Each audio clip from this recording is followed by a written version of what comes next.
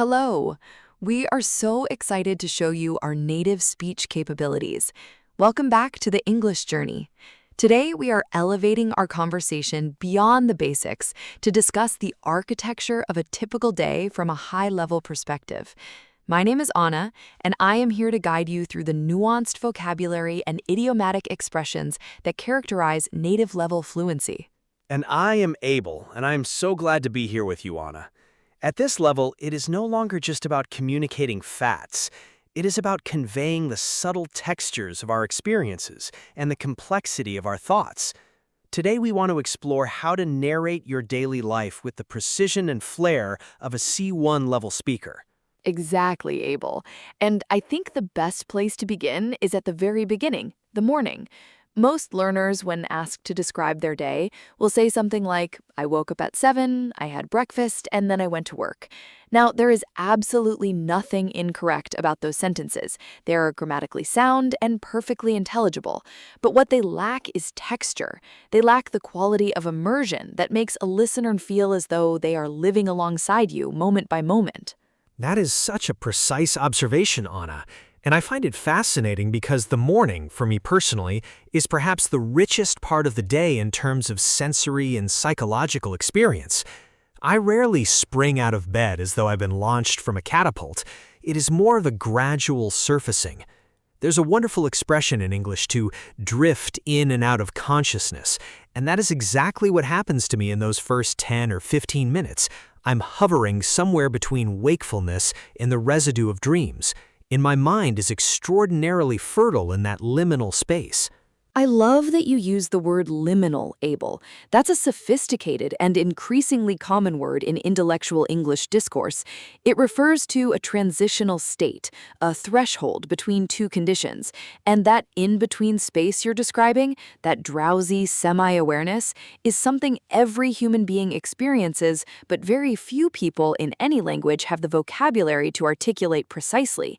In English, we might also say we are groggy, which is that heavy, slightly disoriented feeling, or we might describe the morning light as filtering through the curtains, which gives a sense of graduality, of things unfolding gently rather than all at once. Precisely. And it's interesting because how you narrate your morning actually says a great deal about your relationship with time itself. I tend to be quite deliberate in the morning. I wouldn't call myself a morning person in the enthusiastic, energetic sense of the phrase, but I have cultivated what I would describe as a mindful morning ritual. I make my coffee, and I should say I'm quite particular about this. I grind my own beans, I use a pour-over method, and there's something almost meditative about that process. It demands a kind of focused attention that eases me into the cognitive demands of the day without overwhelming me. What you're describing is a beautiful example of what psychologists call anchoring behaviors, small, consistent actions that serve as psychological anchors, grounding you in the present moment and signaling to your brain that a transition is underway. And the language you can use to describe this is wonderfully varied. You might say you eased into the day, or that your morning routine sets the tone for everything that follows. You could say you're laying the groundwork for your focus, or that these rituals help you hit the ground running once the working hours truly begin. I also want to mention something I do that I think is rather unconventional. I spend approximately 15 minutes in what I call reflective silence after my coffee. No phone, no news, no notifications. I simply sit with my thoughts. And I find that this practice, which I admittedly stumbled upon rather than deliberately chose, has had a profound impact on my mental clarity throughout the day. It's as though I'm allowing the sediment of sleep to settle before I stir the water again. That metaphor is absolutely exquisite, Abel, allowing the sediment to settle. That's precisely the kind of figurative language that distinguishes a truly fluent speaker from someone who is merely proficient. At the C1 level, we stop relying exclusively on literal description, and we begin to reach for metaphor, analogy, and imagery to convey abstract internal experiences. The morning, in this sense, is not just a time of day, it's a psychological landscape, and learning to describe it as such is a significant step forward in one's narrative sophistication. Now, after that period of quiet, I typically begin what I think of as my mental preparation phase. I review my priorities for the day, not in a rigidly structured corporate sense, but more as an act of intentional foresight. I ask myself, what are the 2 or 3 things that, if accomplished today, would make me feel genuinely satisfied, and I hold those in mind as a kind of compass. Then I get ready, and I head out for what I genuinely think of as one of the more philosophically interesting parts of my day, the commute. Oh, the commute. Now, this is something that most people dismiss as dead time, a frustrating, uneventful gap between the home and the destination. But I think if you approach it with the right disposition, the commute is an extraordinarily rich microcosm of society. It is, in many ways, a moving theater of human behavior.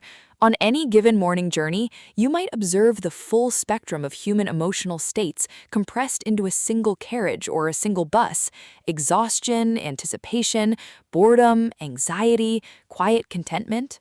Absolutely.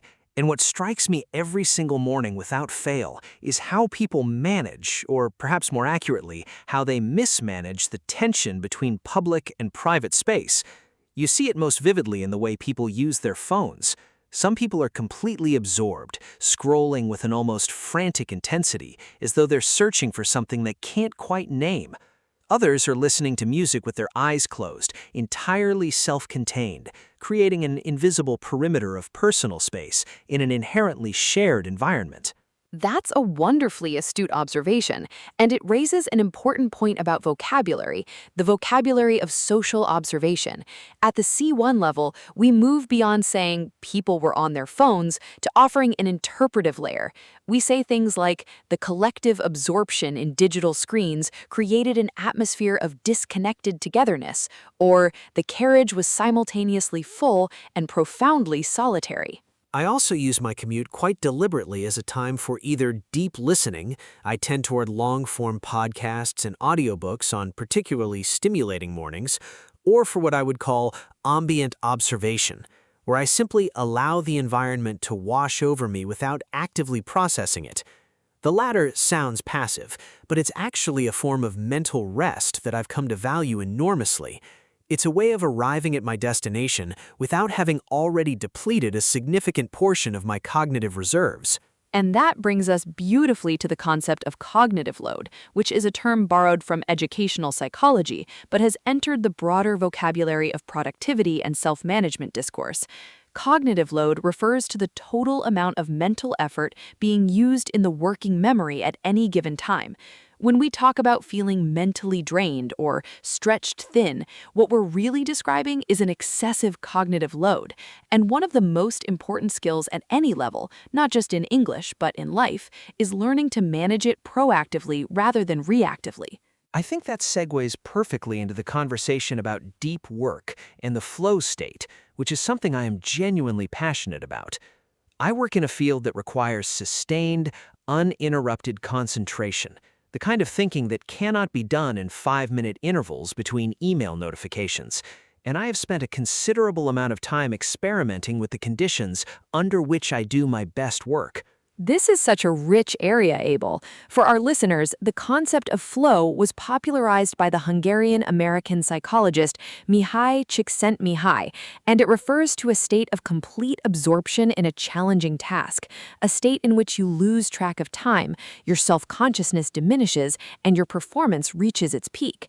People describe flow as one of the intrinsically rewarding human experiences, and the fascinating thing is that it's not reserved for artists or athletes. It's available to anyone engaged in meaningful, challenging work. That is exactly right, and I can tell you from my own experience that achieving flow is not simply a matter of sitting down and deciding to concentrate. It requires a very deliberate architecture of conditions. First, the task itself must be appropriately challenging, not so easy that it produces boredom, and not so difficult that it produces anxiety. There's a sweet spot, a kind of cognitive Goldilocks zone, where the challenge is perfectly calibrated to your skill level.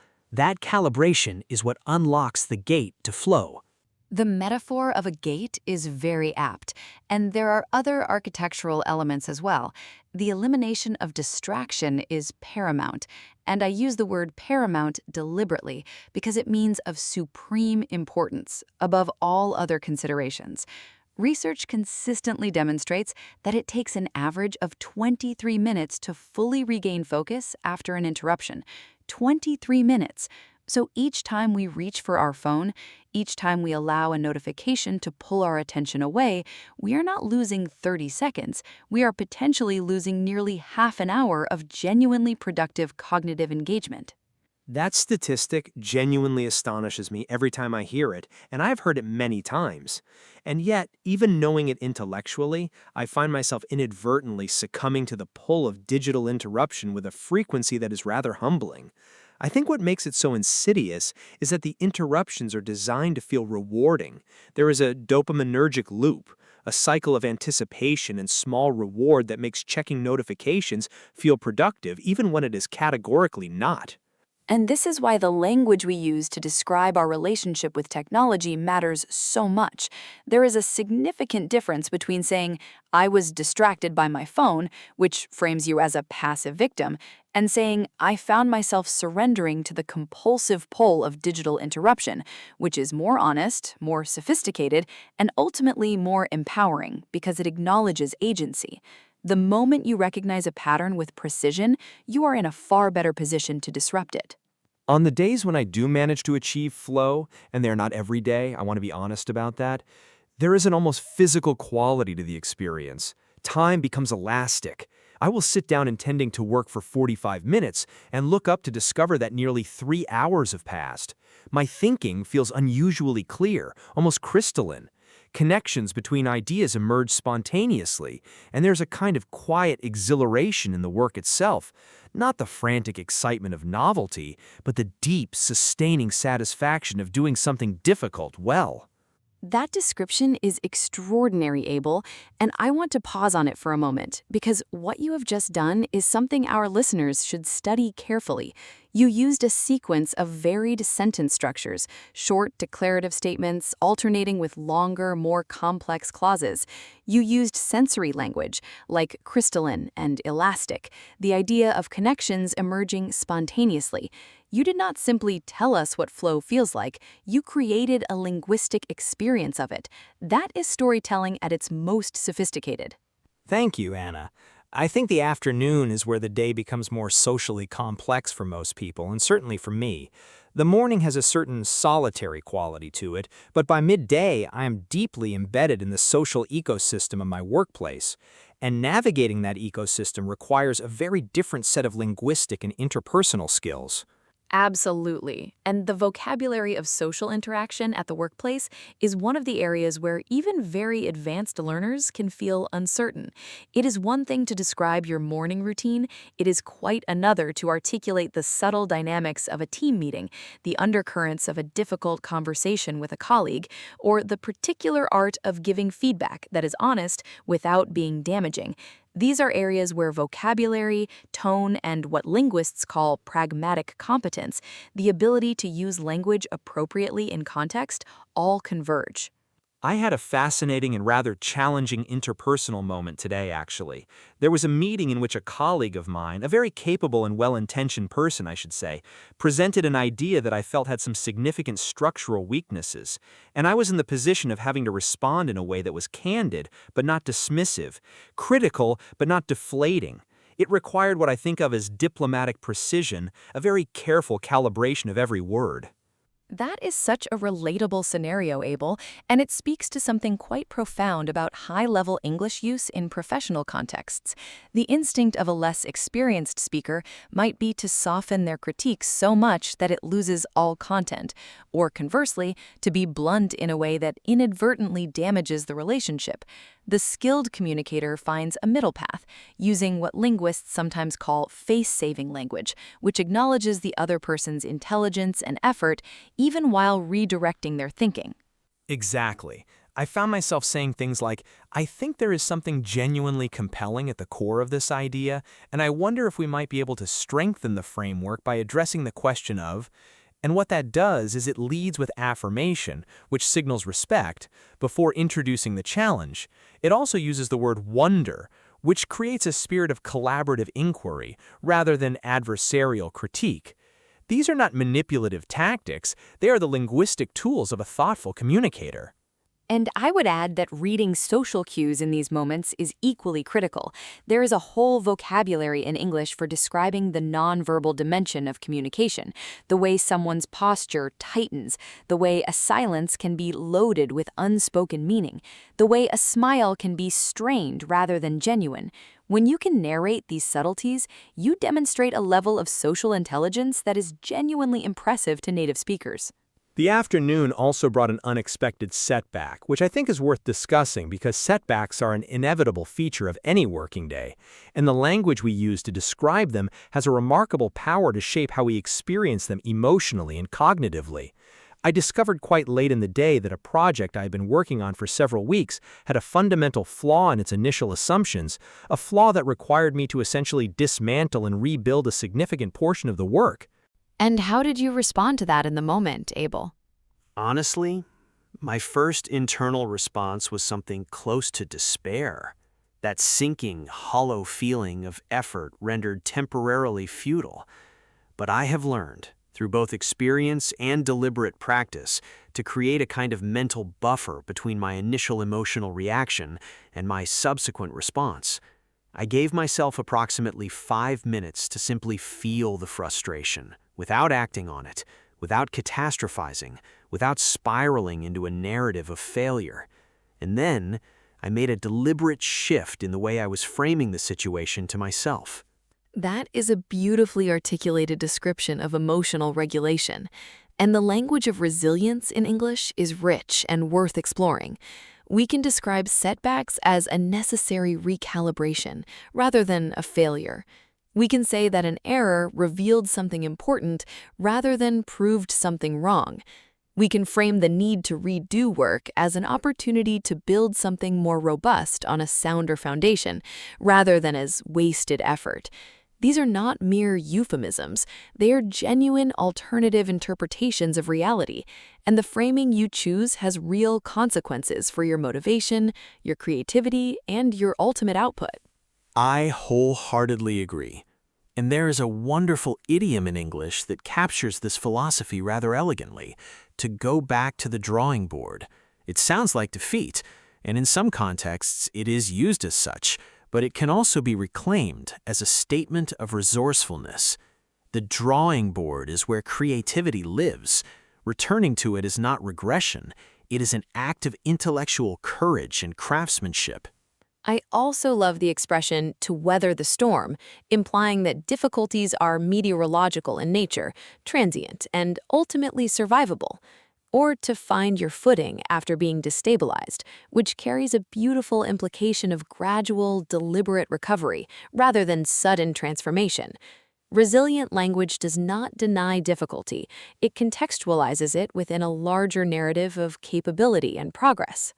By the time the late afternoon arrived, I had made meaningful progress on the restructured project, and that initial sense of despair had been largely transmuted. I like that word, transmuted, with its almost alchemical suggestion of transformation into something that felt more like quiet determination. And I think that arc, from disruption to equilibrium, is one of the most important stories a person can tell about their working day, because it is honest and it is human.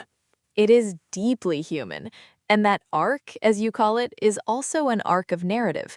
It has tension, a low point, and a form of resolution. When you structure your account of a difficult day in that way, with that dramatic shape, you are not just reporting events, you're telling a story. And stories are the fundamental unit of human communication. They are how we make sense of our experience and how we connect with other people. As the evening arrived and the working day concluded, I found myself in what I think of as the transitional hour, that period between the end of structured work and the beginning of genuine personal time, which can be surprisingly difficult to navigate.